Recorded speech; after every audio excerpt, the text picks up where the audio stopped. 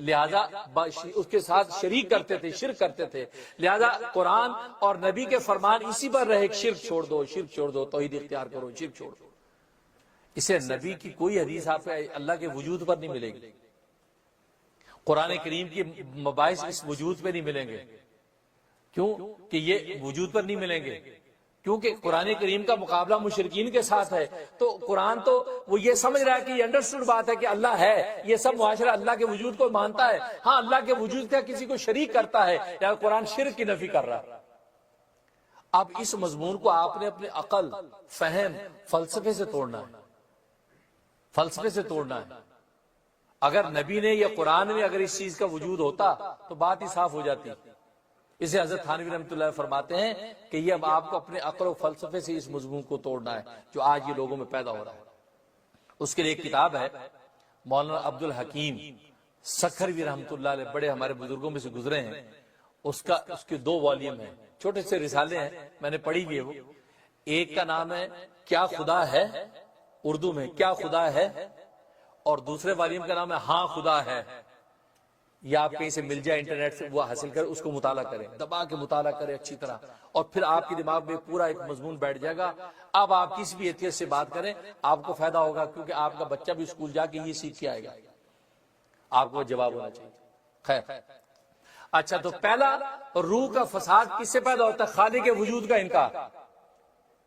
اس کے بعد دوسرا خالق کے وجود کا تو انکار نہیں، وجود کو مانتے ہیں، خالق کی احتیاج کا انکار. چنانچہ ہندوؤں کا جو فرقہ آریہ سماج ہے اس کا یہ عقیدہ ہے کہ اللہ نے ہمیں وجود دیا، ہم پیدا جب ہو گئے ہیں، اب جب پیدا ہو گئے اب ہم اللہ کے محتاج نہیں، اب ہماری اپنی زندگی ہے، اپنی منمانی ہماری سب کچھ ہے، اب اللہ کے محتاج نہیں ہے. تو گویا کہ انہوں نے وجود کا اقرار کیا اور اپنی احتیاج کا انکار کر دیا، ہم اللہ کے اب محتاج نہیں. یہ دوسرا روح کی آلودگی سے پیدا ہوتا. اور تیسرا اللہ کے وجود کو بھی مانا، اللہ کا محتاج ہونا بھی مانا، لیکن اللہ تبارک و تعالی کے ساتھ کسی اور کو بھی شریک کر دیا، کسی اور کو بھی شریک کر لیا، تو یہ شرک کر لیا. حضرت عیسیٰ علیہ السلام کو اللہ کا بیٹا کہہ دیا، تثلیث کا عقیدہ اختیار کر لیا، گو ماتا کا عقیدہ رکھ لیا، درخت کی پوجا پاٹ شروع کر دی، چاند سورج ستاروں کو جو دیوتا مان لیا، آگ کی پوجا پاٹ شروع کر دی، ملائکہ کو اللہ کی بیٹیاں کہہ کے ان کی پوجا پاٹ شروع کر دی. تو گویا کہ اللہ کے ساتھ شریک کرنا شروع کر دیا. تو گویا کہ اللہ کی توحید کو نہ مانا، پہلے اللہ کے خالق کے وجود کو نہ مانا، دوسرا اللہ کی احتیاج کو نہ مانا، اور تیسرا اللہ کی توحید کو نہ مانا، اور چوتھا اللہ کی حکمت کو نہ مانا. ایک فرقہ ایسا پیدا ہوا کہ انہوں نے یہ دیکھا کہ یار ہم غریب ہیں، اللہ سے مانگا یا اللہ ہمیں مال دے دے، اللہ نے نہیں دیا، یا اللہ ہم کمزور ہمیں طاقت دے دے، اللہ نے نہیں کیا. تو انہوں نے یہ اللہ سے اناد اور بغض باندھا کہ اللہ دینے پر قادر ہے، ہم غریبوں کو مالدار کر سکتا ہے، ہم کمزوروں کو یہ قوی کر سکتا ہے، ہم مریضوں کو صحت مند کر سکتا ہے. اللہ کرتا نہیں ہے، اللہ نے جان بوجھ کے نہیں کیا. جب جان بوجھ کے نہیں کیا ان کو اللہ سے عداوت اور نفرت پیدا ہو گئی. اب انہوں نے سوچا کہ اللہ کو تکلیف کیسے پہنچائیں، ظاہر ہے کہ اللہ کو تکلیف پہنچانے کی کوئی صورت ہے نہیں. انہوں نے سوچا کہ یار کسی کے پیارے کو تکلیف پہنچاؤ تو اس کو تکلیف ہوگی. انہوں نے اللہ کے نبیوں کو دیکھا یہ اللہ کے پیارے ہیں، اللہ کے نبیوں کو قتل کرنا شروع کر دیا، تاکہ اللہ کے نبی اللہ کے پیارے ہیں، ان کو جب ہم قتل کریں گے تو اللہ تبارک و تعالیٰ کو تکلیف ہوگی. چنانچہ ایک فرقہ یہودیوں میں پیدا ہوا جس کا نام صدوقیہ، اس نے یہ مذہب اختیار کیا اور انہوں نے اللہ سے اناد اور عداوت باندھ لی اور اللہ کے پیاروں کو قتل کرنا شروع کر دیا، اللہ کے نبیوں کے قتل کیے. تقریباً 4000 انبیاء قتل کیے گئے. 4 یقتلون النبیین بغیر حق، قرآن نے کہا کہ یہ قتل کرتے ہیں نبیوں کو ناحق، بے گناہ. حالانکہ نبی بے گناہی قتل ہوتا ہے، لیکن مزید تاکید کے لیے اللہ نے یہ شرط لگائی کہ بے گناہ قتل کر دیے. ایک تو کسی کو گناہ ہو اور نبی گناہ گار قتل ہوتا بھی نہیں، لیکن مزید تاکید اور توبیخ کے لیے اللہ نے ذکر کیا کہ بے گناہ نبی قتل کیے 4000. تو بزرگوں، دوستوں اور اسلامی بہنوں، انشاءاللہ یہ سلسلہ جاری رہے گا، اور اگلے پروگرام تک کے لیے اجازت دیجیے. انشاءاللہ آپ حضرات کے ساتھ انشاءاللہ اگلے پروگرام میں ملاقات ہوگی، اور یہیں سے انشاءاللہ مضمون کو آگے ہم کنٹینیو کریں گے. جواب مل جاتا ہے تو اس کے اندر تسکین پیدا ہو جاتی ہے، اس کی فطرت مطمئن ہو جاتی ہے. یہ وجہ کہ پوری دنیا کے اندر اس وقت انسان جو تگ و دو کر رہا ہے جو بھاگ دوڑ کر رہا ہے، آسمان و زمین کی قلابیں ملاتا نظر آتا ہے، حقیقت میں وہ ان 3 سوالوں کو تلاش کر رہا ہے۔ پہلا سوال یہ ہے کہ ہم آئے کہاں سے ہیں، اور دوسرا سوال یہ کہ ہم نے جانا کہاں ہے، اور تیسرا سوال یہ ہے کہ اس دوران میں ہمیں زندگی کس طرح گزارنی ہے۔ یہ 3 فطری سوال ہیں کہ جس کی تلاش میں انسان لگا ہوا ہے۔ کبھی مادیت کی ترقیاں کرتا ہے، کبھی روحانیت کے میدان کی طرف دوڑتا ہے، تو گویا کہ اس انسان کی شب و روز کی ساری محنت اسی پر ہے کہ وہ ان 3 سوالوں کا جواب چاہتا ہے۔ اور جس انسان کو ان تینوں سوالوں کا جواب مل جاتا ہے، اس کو یہ پتہ چل جاتا ہے کہ میرا مبدا کیا ہے، اور اس کو یہ پتہ چل جاتا ہے کہ میری معاد کیا ہے، اور اس کو یہ پتہ چل جاتا ہے کہ میری میعاد کیا ہے۔ تو گویا کہ مبدا، معاد اور میعاد، یہ 3 چیزوں کی جب اس کو اطلاع ہو جاتی ہے تو اس کی طبیعت مطمئن ہو جاتی ہے، اور اس کا نفس مطمئنہ بن جاتا ہے۔ لیکن جب تک انسان ان منزلوں کو طے نہیں کرتا، اور اس کو ان 3 سوالوں میں کسی ایک سوال کا جواب پتہ نہیں چلتا، یا تینوں سوالوں کا جواب پتہ نہیں چلتا، تو اس کی طبیعت بے چین رہتی ہے، اور اس تسکین اور چین کو حاصل کرنے کے لیے وہ دنیا کے اندر طرح طرح کی ایجادات بھی کرتا ہے، طرح طرح کے طرز زندگی اختیار کرتا ہے، طرح طرح کی تہذیب و تمدن کے تغیر اور تبدل بھی پیدا ہوتے ہیں، کیونکہ وہ یہ چاہتا ہی ہے کہ اس کی فطرت کو تسکین ہو، اور ان 3 سوالوں کے جواب میں لگا رہتا ہے۔ اور یہی وجہ ہے کہ اللہ تبارک و تعالی نے مختلف زمانوں کے اندر بھی انبیاء اکرام علیہ السلام بھیجے، اور اسی مقصد کے لیے بھیجے کہ وہ ان 3 سوالوں کا جواب انسانوں کو بتائیں کہ تمہارا مبدا کیا ہے، کہ تمہاری ابتدا کہاں سے ہوئی ہے، اور پھر تمہاری معاد کیا ہے، تمہارا منتہا کیا ہونا ہے، اور اس دوران میں میعاد یعنی تمہاری زندگی گزارنے کا طرز اور طریقہ کیا ہونا چاہیے۔ چنانچہ کم و بیش 1,24,000 انبیاء اکرام علیہ السلام دنیا میں آئے، اور اللہ تبارک و تعالی نے اپنی آسمانی کتابیں اور دستور اتارے تاکہ انسانوں کو یہ پتہ چل جائے کہ وہ کہاں سے آئے ہیں، کہاں جانا ہے، اور اس سفر کے دوران میں انہیں زندگی کیسے جینی ہے۔ چنانچہ سب سے آخر میں محمد مصطفیٰ احمد مجتبیٰ سید الرسل امام الانبیاء محمد صلی اللہ علیہ وسلم تشریف لاتے ہیں، اور آپ بھی آخری کتاب قرآن کریم لے کر آئے، اور قرآن کریم نے تفصیل کے ساتھ اس سوال کا جواب دے دیا کہ تمہارا مبدا کیا ہے، تمہارا منتہا کیا ہے، اور اس دوران کے اندر تمہاری طرز زندگی کیا ہونی چاہیے۔ اور قرآن کریم نے آ کر انسانوں کو ان کی تخلیق کا مقصد بتلایا کہ تمہاری تخلیق کا اصل میں مقصد ہے کیا، اس لیے کہ جب تک کسی شخص کو کسی چیز کی تخلیق کا مقصد پتہ نہ چلے، اس وقت تک اس چیز سے فائدہ نہیں اٹھا سکتا۔ آپ کو دنیا کی چیزوں کے جب اغراض اور مقاصد پتہ ہیں کہ لوہا اس کام آتا ہے، پانی اس کام آتا ہے، ہوا کے یہ فوائد ہیں، آگ کے یہ منافع ہیں، تو جب ان کے فوائد، منافع اور اغراض پتہ چل جاتی ہیں تو انسان صحیح طریقے سے زیادہ فائدہ اٹھا سکتا ہے۔ لیکن جب تک اس کو اپنی غرض تخلیق کی پتہ نہ ہو تو وہ پھر اپنی ذات سے بھی فائدہ نہیں اٹھا سکتا اور دوسروں کو بھی فائدہ نہیں پہنچا سکتا۔ تو قرآن کریم نے تفصیل کے ساتھ آ کے انسانوں کو یہ بتا دیا کہ تمہاری تخلیق کا اصل میں مقصد کیا ہے۔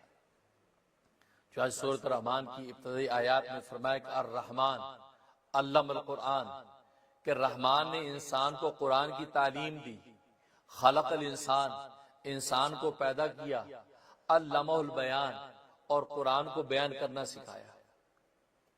ان آیات میں اللہ تبارک و تعالی نے انسان کی تخلیق کا مقصد بتلایا، اس لیے کہ رحمان کہے کہ اللہ تبارک و تعالی نے اس کے بعد اپنی 2 رحمتیں ذکر کی ہیں، ایک تعلیم قرآن کی رحمت اور دوسری تخلیق انسان کی رحمت، کہ اس رحمان نے 2 رحمتیں انسانوں کو دی ہے، ایک تعلیم قرآن کی رحمت دی ہے اور دوسری تخلیق انسان کی رحمت دی ہے۔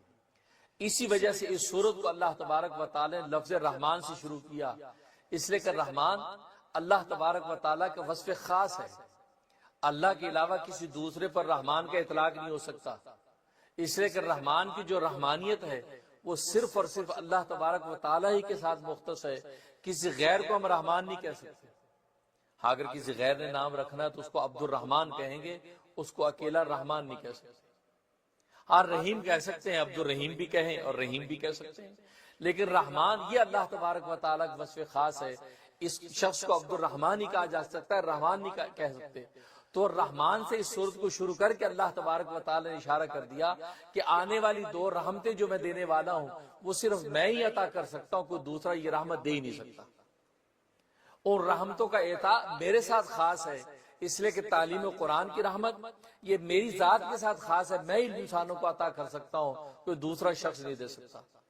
تخلیق انسان کی رحمت یہ میں ہی انسانوں کو دے سکتا ہوں، انسان کی تخلیق کا یہ کمال یہ میرا ہی حصہ ہے، کسی اور کا حصہ نہیں ہے. اس لیے فرمایا کہ رحمان نے قرآن کی تعلیم دی. خلق الانسان، انسان کو پیدا کیا. علمہ البیان، تو انسان کو قرآن بیان کرنا سکھایا. اب یہاں پر ایک سوال پیدا ہوتا ہے کہ اللہ تبارک و تعالیٰ نے اسلوب بدل دیا ہے. فرمایا کہ رحمان نے انسان کو قرآن کی تعلیم دی، اس کے بعد فرمایا کہ انسان کو پیدا کیا. تو سوال یہ پیدا ہوتا ہے کہ انسان تو پیدا پہلے ہوتا ہے، تعلیم بعد میں حاصل کرتا ہے. یہاں اللہ تبارک و تعالیٰ نے اسلوب بدل دیا. فرمایا کہ رحمان نے انسان کو تعلیم دی، اس کے بعد فرمایا خلق الانسان، انسان کو پیدا کیا. حالانکہ پریکٹیکلی ہم دیکھتے ہیں کہ انسان پیدا پہلے ہوتا ہے، تخلیق انسان پہلے ہوتی ہے، تعلیم قرآن بعد میں ہوتی ہے. یہاں اللہ تبارک و تعالیٰ اسلوب کیوں بدلا؟ اصل میں بات یہ ہے کہ اس اسلوب کو بدل کے اللہ تبارک و تعالیٰ نے انسان کی تخلیق کا مقصد بتلایا. کیونکہ ہوتا یہ ہے کہ انسان کی فطرت ہے کہ دنیا کے اندر انسان جب کوئی کام کرنا چاہتا ہے تو اپنی اصلی غرض کو پہلے ذکر کرتا ہے. یوں کہتا ہے کہ مجھے سواری کے لیے گاڑی خریدنی ہے، سواری کا ذکر پہلے کرتا ہے، گاڑی خریدنے کا ذکر بعد میں کرتا ہے. لیکن جب پریکٹیکلی لینے لگتا ہے تو گاڑی پہلے خریدتا ہے، سواری اس کے بعد کرتا ہے. مجھے پہننے کے لیے کپڑے خریدنے ہیں تو پہننے کا ذکر پہلے کرتا ہے، کپڑے خریدنے کا ذکر بعد میں کرتا ہے. لیکن جب پریکٹیکل لیتا ہے تو پہلے اس خریدتا اس کے بعد پہنتا ہے. مجھے پیاس بجھانے کے لیے پانی پینا ہے تو پیاس بجھانے کا ذکر پہلے کرتا ہے، پانی پینے کا ذکر بعد میں کرتا ہے. لیکن جب پریکٹیکلی کرنے لگتا ہے تو پانی پہلے حاصل کرتا ہے، اس کے بعد پیاس بجھتی ہے.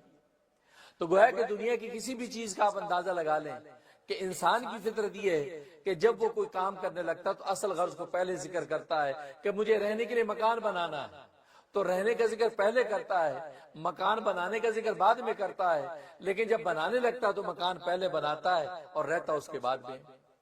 تو بالکل اسی اسلوب پر اللہ تبارک و تعالیٰ نے گویا کہ یوں فرمایا کہ اللہ تبارک و تعالیٰ یہ کہنا چاہتے ہیں کہ مجھے قرآن سکھانے کے لیے انسان بنانا، مجھے قرآن سکھانے کے لیے انسان بنانا ہے. اور جب پریکٹیکلی بنانے لگے تو انسان کو پہلے بنایا اور اس کے بعد اس کو قرآن سکھایا. لیکن اسلوب بدل کے اللہ تبارک و تعالیٰ نے انسان بنانے کا اصل مقصد بتایا کہ انسان میں اس لیے بنانا چاہتا ہوں، انسان کی تخلیق اس لیے کرنا چاہتا ہوں تاکہ اس کو قرآن کی تعلیم دی. اس لیے کہ قرآن وہ منبع علم ہے، علم کا وہ سب چشمہ ہے کہ جس کے اندر یہ 3 فطری سوالوں کا جواب موجود.